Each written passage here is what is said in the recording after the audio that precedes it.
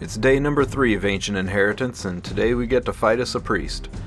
But before we jump into that, let's take a look at the map. Again, this map will be linked in the video description, and I will do my best to keep updating the link there moving forward. It has not changed much since the previous map. I went ahead and improved the pathing on the main central island. This section right here is not unexplored. I just walked through that entire area and there's literally just nothing there. Now, where I left off yesterday, the East Warden had just a little sliver of health left, and I'm going to go ahead and take care of that so we can advance on the priest and try to clear this stage. These are the heroes I have enlisted. I did have an extra spot, which is important because I need a green DPS. I'm not repeating the mistake of yesterday. I'm going to take a green damage unit with me this time to make sure that I can clear it. It would be pretty awful to go in and not kill this thing in one fell swoop, especially with him having as low health as he has right now. So, to make sure for success, I'll load up green Yufine, and I'll take Kitty Clarissa for the dual attacks. And last, I need a good healer. Since I'm going with dual attacks, I think I'll stick with Tamarinne and Iseria. Iseria gives me a good series of healing. Iseria will pack some defense breaks because Yufine's S1 defense break's only 25%. It's not super reliable. This is my unit loadout. I went ahead and put Symbol of Unity on Yufine because below 50% portrait won't do any good.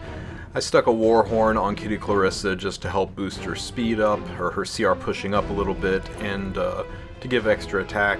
Song of Stars on Iseria, of course, for the target debuff, and Tamarinne I put on Magahara's Tome to help with her own CR pushing when she uses her non-attack skills.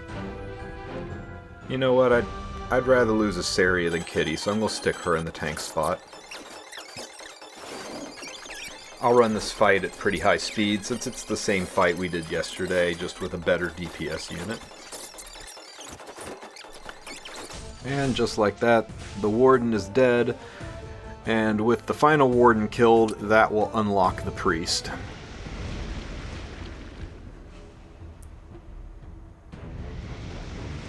So with the priest exposed, the teleporters are active.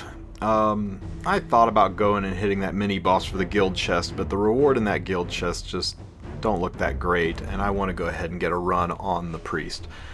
So find the right teleporter, which is always a chore.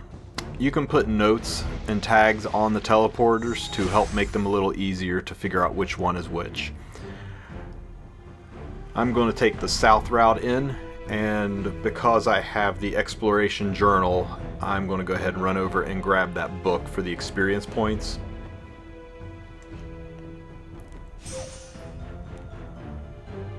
And I'll start heading north. Hopefully this relic is good for me. Oh wow, okay. A rare old nib is really nice. I'm tempted to grab that, but my classes are low right now, and I think I'm going to need the boost to the warrior classes to be able to handle fighting the priest on this level. So I'm going to go ahead and take that one. So I'll run up here and grab this scroll. Hopefully I get a really good scroll reward.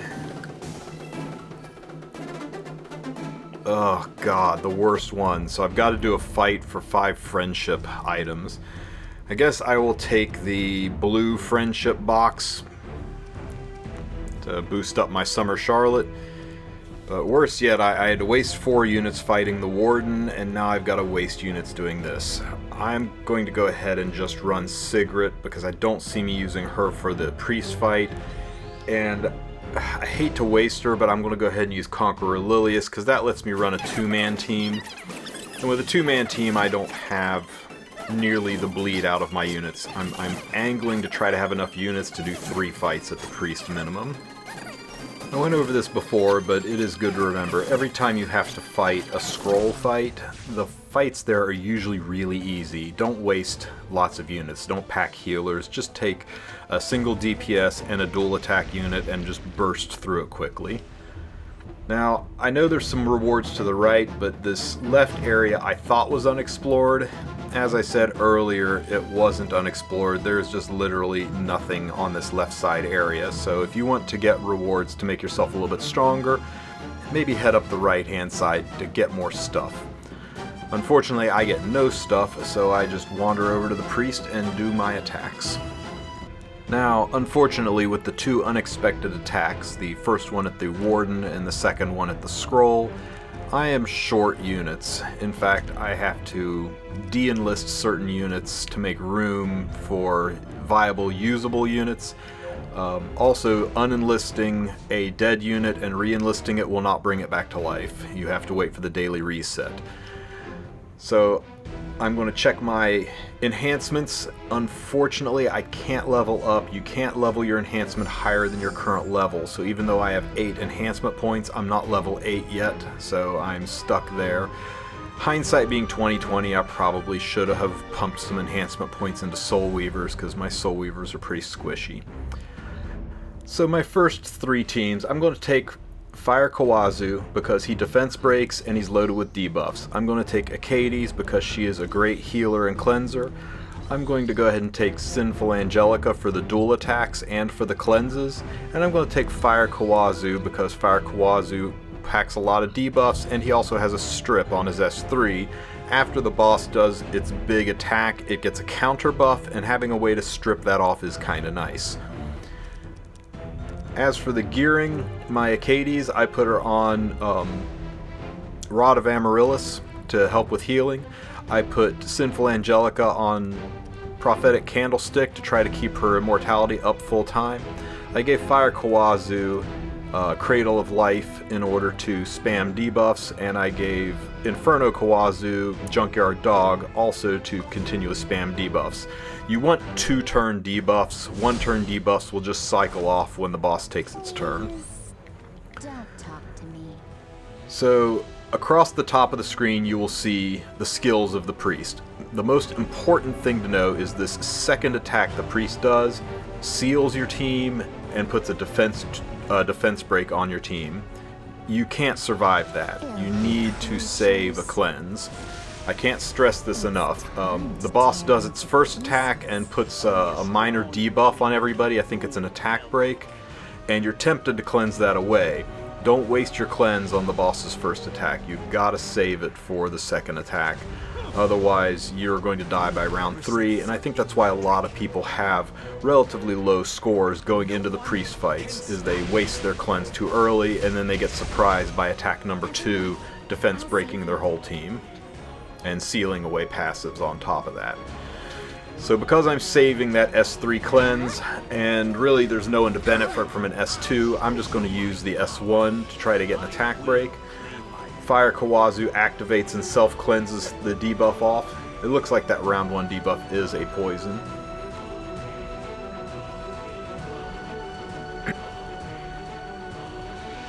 So I don't want to use the S3 yet. I want to save those debuffs for when we get closer, so I'll just use the S1. I'm stacking up burns pretty good. The Fire Khawazu activates and cleanses. He dual attacks because he's my highest attack unit. He does have a defense break on his S3, which helps with damage, and his S1 has also got a defense break on it, though a lower chance. That's kind of what makes Fire Khawazu so good here. Burns and double defense breaks. It's the perfect combination for fighting the priest. I still don't have the pile of nasty debuffs on me yet, so I'm still going to save that S3. I'll use the S2 to get a little bit of healing off. This is the big hit, and as you can see, seal and defense break. Unfortunately, my Achates is all the way back in the line. That could be a problem if she doesn't catch the priest. I think she's not going to catch the priest.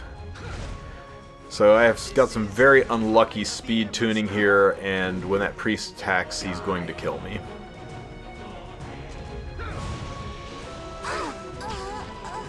Yikes. So hopefully you're a little bit luckier on your speed tuning and your Achates is able to heal the defense breaks away before the priest takes a third turn. Mine was not, and as a result, I got a relatively disappointing 200 and some K score out of this fight. Now, this next attack is the one you've got to worry about. Everyone, I'll save you. Go ahead and get a barrier up here.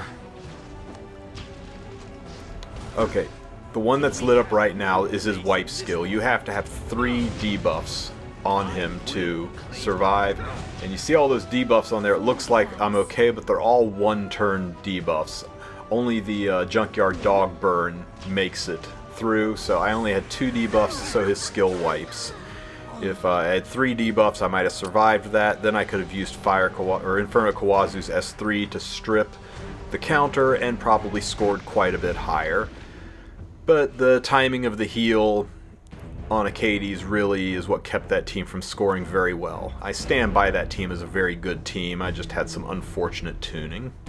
So the second team I was able to put together, I used Emilia, Taranor guard, Camilla, and for my defense breaker I put in Alencia.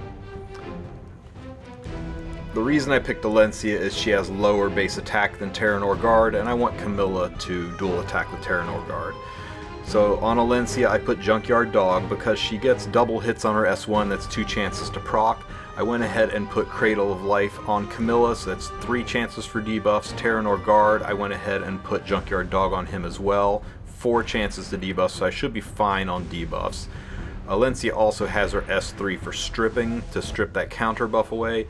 And Emilia I put on Junkyard Dog just to add an extra layer of cleansing to her kit.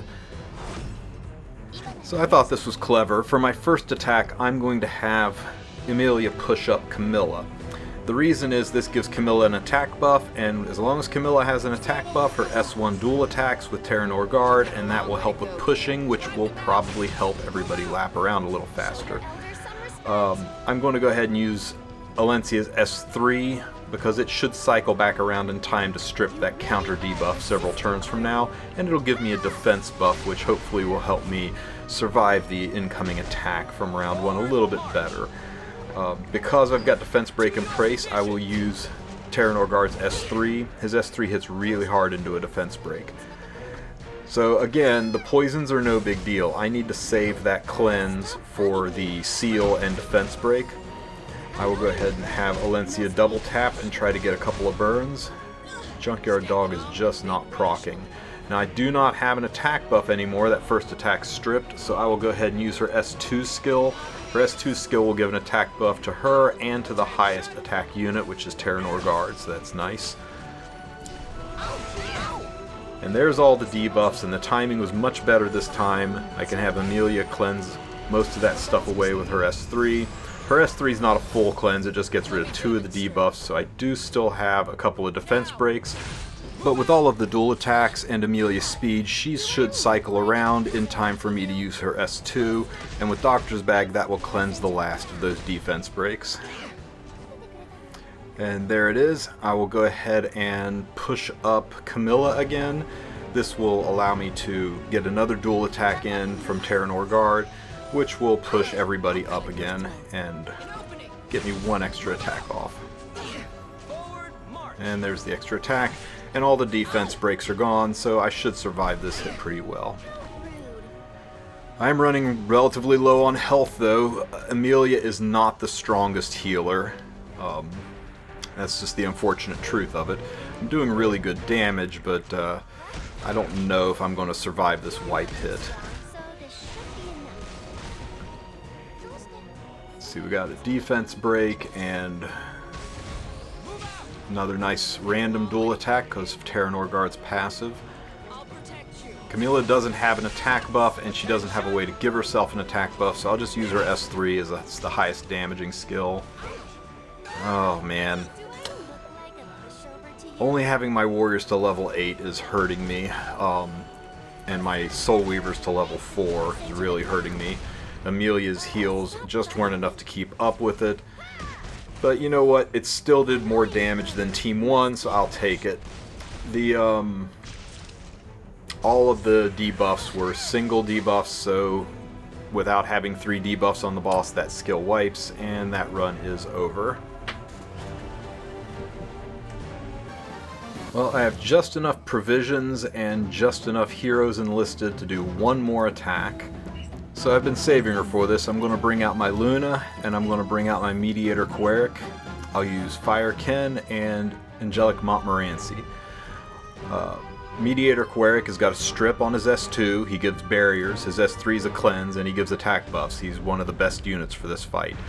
Luna, I'm going to go ahead and put Portrait on her for extra damage. I'm not quite making it to the break phase, so I'm going to try to basically give up on the break phase right now and go for damage. On Ken, I put Junkyard Dog just in case I get to the break phase, and Momo gets Magahar's Tome to help her with cycling. So again, I'm saving the strip. I'm going to go ahead and try to do an attack break, which I stick, and then the barrier as well. This will help me survive that first attack. I'll go for a dual attack on Momo. There's no defense break, so I will go ahead and try to establish one with Luna's S3. Good, I stuck the defense break. The barriers ate all the damage from that first hit. Ken gets a defense break on his S1, and it boosts his speed, and his S2 is a defense break as well. I'm just going to use the S1 for right now, get a burn off. I want to save that S3 for the cleanse, so I'm just going to S1 here. I know Momo's got a cleanse on her S2, but I can't remember if it's a full cleanse or if it's just a cooldown reduction or limited, so I'm going to go ahead and use her S2 here to heal, because I'm saving Kawerik's S3 for the big cleanse. Anytime you get a chance to burn with Luna into a defense break, you should do it. It's time to use Fire Ken's S3 to establish Vigor. Vigor makes his defense break ignore ER, which guarantees that I can have full uptime on my defense break. That's another part of what makes Ken so good. He is loaded with defense breaks. He gives himself Vigor, which makes him one of the few units who ignores ER without a soul burn. And he does really good damage, and he packs his own burns as well as the burns from his artifact. It makes it a little easier to pass the wipe phase in the middle attack. So let's get rid of the seal and the defense break and put attack buff on everybody. I'll use Momo's S2 just to try to top off the healing a little bit.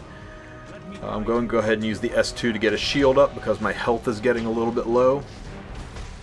Once again, the shield ate all of that damage, so I'm a lot more stable than I've been in any of the other fights. Go ahead and, even though there's no defense break up, I don't have a lot of time left, so I'll burn Luna's S2 for extra damage. And Momo's hurt pretty bad because my healers are not very high level, so I'll go ahead and put a extra heal on her. Now this is the attack. This is the attack where he does a wipe. So I need to get 3 2+ turn debuffs on him. So there's one with the defense break. Is it my turn? This is not going to happen. I don't see me getting 2 more debuffs. Leave it to me. So I may as well burn this attack to get the extra damage in. And if I had 3... Maybe if I put Junkyard Dog on Luna, I might have survived that and we could have pushed farther, but you know what? That one round, that one team was more damaged than the other 2 teams put together, I think, or very close to it. So that's all of my provisions and all of my attacks, and 3 viable teams for the priest fight, which hopefully will help you out. When I look at how I did compared to everyone else, I'm not unhappy with it. I think it's a pretty respectable score, and hopefully other people roll in and we can drop the priest today and move on to floor number 3 tomorrow. If you have any questions about floor number 2, leave them in the comment section. I'll do my best to answer them, and I will put additional priest fighting teams in the description to help you out in building your teams. And if you enjoyed this video, go ahead and drop it a like, and if you enjoy the content, I'd appreciate a subscribe. Have a great day, everybody.